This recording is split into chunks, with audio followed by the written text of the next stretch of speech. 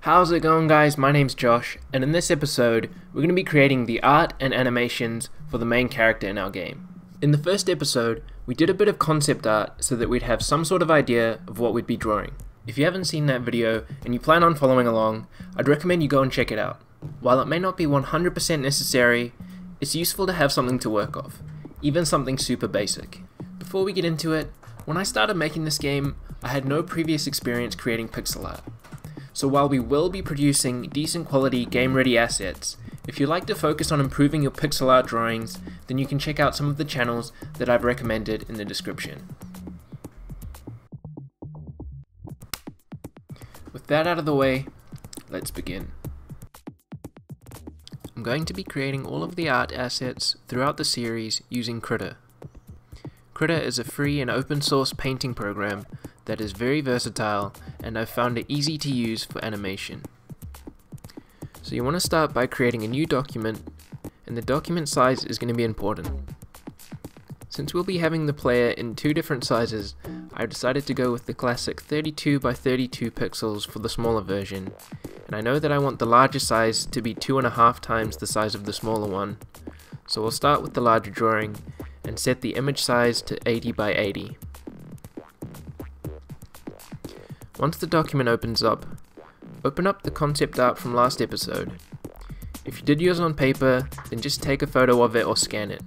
All we're using it for is a reference for the initial outline. Then copy the character concept that you like the most and paste it into the new document and scale it down and position it in the center.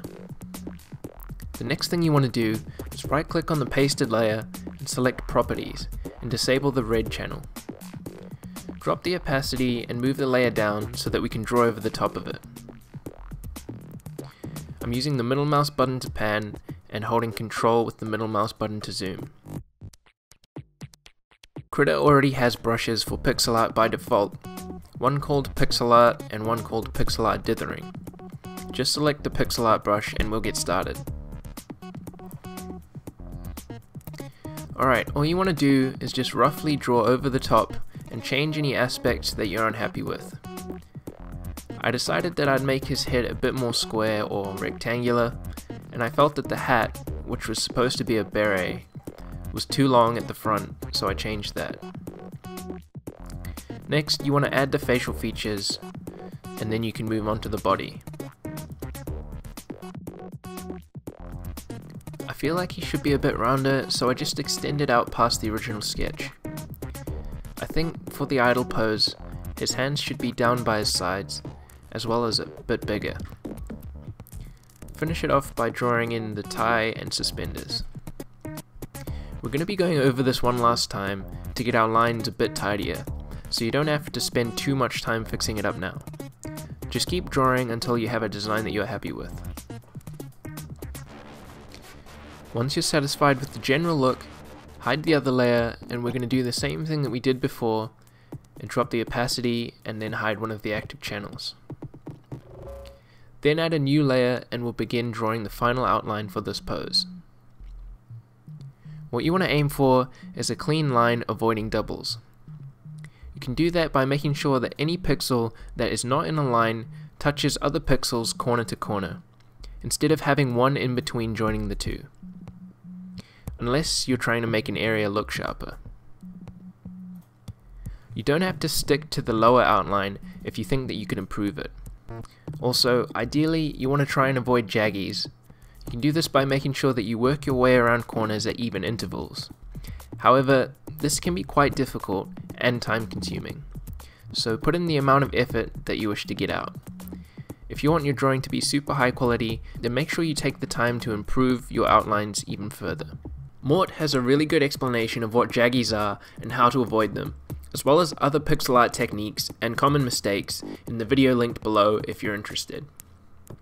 Anyway, once you've got the outline sorted, give it a quick save and we can start adding color. If you want to pick your own colors, then go right ahead, especially if you have a decent grasp on color theory. Otherwise, it often helps to start off with a palette.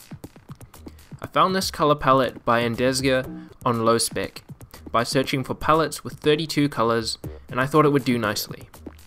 You can add the palette to Krita by downloading the image, adding it into the document, and then in the palette docker, which you can find under Settings, Dockers, Palette, click the plus icon to create a new palette, then select a square and click on Color, then just use the eyedropper tool to add the colors that you want. Once you've decided on your colors, just add the lighter colors that you'll be using in with the paint bucket, and then we'll add the shadows with the brush. So starting with the hat, we'll add the shading. It's pretty simple, just select the darker red shade and draw around some of the outlines. It helps if you have a good understanding of some art principles like how to draw light and shadows, but if like me, you're lacking in that area, I found it still looks decent if you just shade around some of the outlines, thicker in the areas that you think would get less light, and just try and test to see what looks good and gives you a bit more depth. Just repeat this process all over the character, fixing up any mistakes as you notice them, and then soon enough you'll have the idle pose. Save again and we can get into the animation. To set up for animation, go to Window, Workspaces, and change the layout to Animation.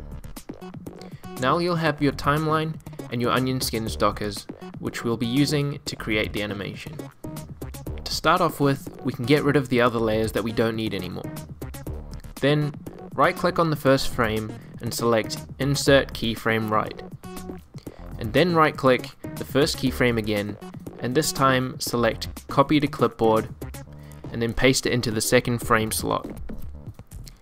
You can click this little light bulb icon to turn on onion skins, which allows you to see the previous frames in red and the next frames in green below the current frame. Now with the second frame selected, just go in and erase the legs. Then add a new layer, move it down and drop the opacity, and you can begin drawing the legs in a new pose.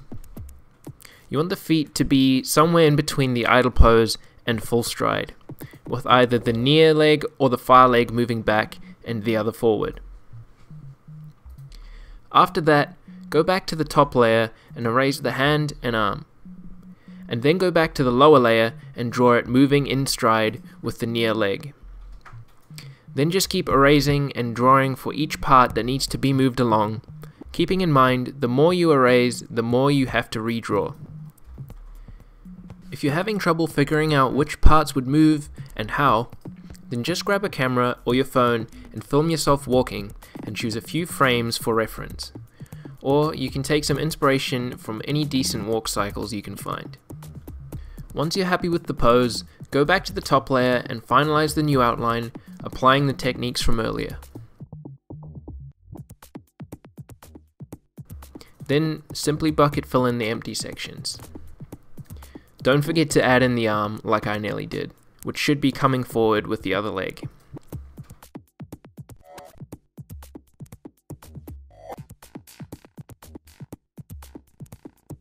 Alright, then just go in and add the darker shades to give it some depth. As I watch this back, I'm pretty sure that I should have been putting the darker shade on the other side of this line, but, you know. And to be fair, that could probably be said with a lot of the shading that I've done. But the aim here is to have something that works first and foremost. And the more practice and the more familiar you become with pixel art, the better your characters will be. As I said earlier, having a decent understanding of how to draw light and shadow will definitely help you with this. Anyway, hopefully by now you'll start to see how this process works as we move on to the third frame. Once again, copy and paste the current keyframe into the following slot and begin to erase the parts that you'll need to redraw. This frame, the character is going to be in full stride, so I'll put this foot quite far up here to give him a very dynamic bounding run animation, with the other leg and both the arms at full stretch. Then add in the other details and once again finalize the outline. Then bucket fill in the colors again and go ahead and add in the shading.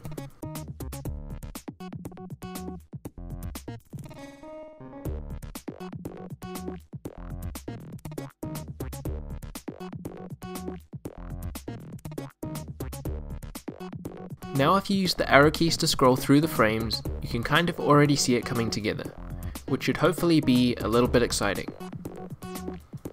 For the next 2 frames, we don't actually need to do any drawing, as we'll just be using the first 2 frames to work our way back to the idle position to start our new stride. So just copy the second frame and paste it into the 4th slot, and then take the first and paste it into the 5th. Perfect. Now all we need is another 2 frames where the other leg comes forward this time. So again, copy the previous frame and erase as much as you need, and on a new layer below, draw in the next pose, this time with the opposite arm and leg coming forward to last time.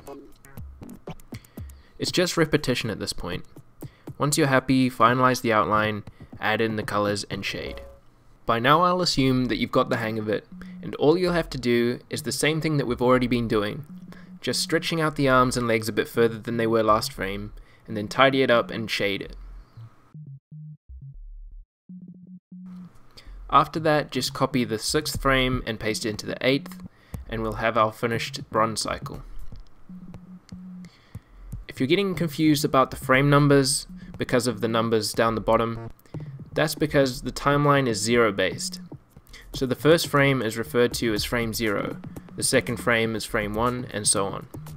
0 based counting is very common in computing, especially in programming, and you'll encounter it a lot using Unreal Engine. So if you're unfamiliar with it, don't worry, it's something that you'll get used to. Now I'll go ahead and give it a quick save before we move on to the jump pose. We'll just use a single frame for jumping, just like in the original Mario games, to save us a bit of time. So just like before, copy the idle pose into a new frame, and this time you can erase everything but the head and the bow tie. Then on a layer below, sketch in the jump pose, with one arm up ahead of him, the other down behind him, and his legs spread, or however you'd like really, and just repeat the process that we've already been doing, and when you're finished you can export the animation by going File, Render Animation. Then set the last frame to match the index of the last frame in the timeline, choose an output directory, and give it a base name that makes sense. Then you can go and arrange the files into separate folders for each animation to make it easier to sort inside of the engine later on. Make a copy of the first frame for the idle animation and rename that along with the jump frame to match. Awesome! Now all of the animations are completed. Well, almost. We actually only have animations for the character in one state, i.e. the big version, like Mario after he's eaten a red mushroom. So what we need is 2 color variations of this for the other power-ups, as well as a smaller version of the character's default state. Thankfully though, all of that will be easy to derive from what we've already done. For the 2 power-up states, all we need to do is go through frame by frame and replace the colors.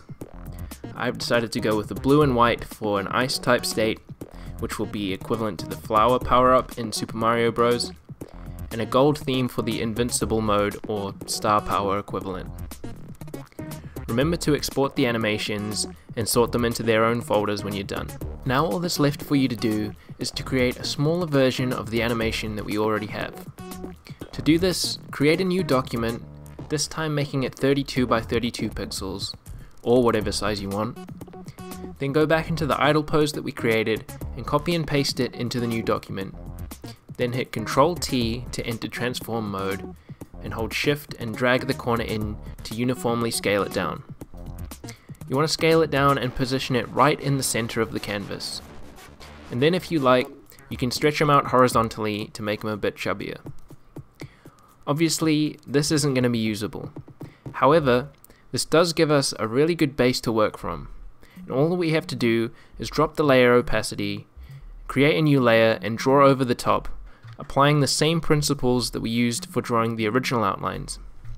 And then add in the colors and repeat this process for each frame. Then in no time, you will actually have all of the animations that you need for the character fully completed. Okay, I lied again, but all we need to be 100% finished with the character art is one frame in between the small and large sizes for a grow animation. So to finish off, all you'll need to do is create one more document. This time, make the size midway between your small and large size. So if you use the same sizes as me, the midpoint would be 56, the halfway point between 32 and 80. Now copy and paste the idle pose from the original larger size animation into our new document, scale it down, drop the opacity, and add a new layer on top. And draw the outline based on the lower layer. Then when you're happy with it, add the color and shading. Once you've exported that, you'll finally finish with creating all of the art and animations for the main character. Now you should be set to start with the next episode, in which we'll be importing our art into the Unreal Engine and beginning to set up the character blueprint. Anyway guys, that about does it for this one. I hope you've enjoyed the video. If you did, leave a like and consider subscribing to my channel where you can find more game design related content with new videos available each week. Also, hit the notification bell so that you can be alerted when the new videos arrive, and check the link in the description to view the playlist for this series. If you like my content, then you can support me on Patreon, which will earn you some awesome benefits, including all of the project files for all of my tutorials, as well as some other cool perks, which you can find out more about on my Patreon page. If you have any questions, then leave a comment and I'll see if I can help you out. Or if you feel like sharing your work, then tag me using one of the links below. Other than that, I hope you have a good day and God bless.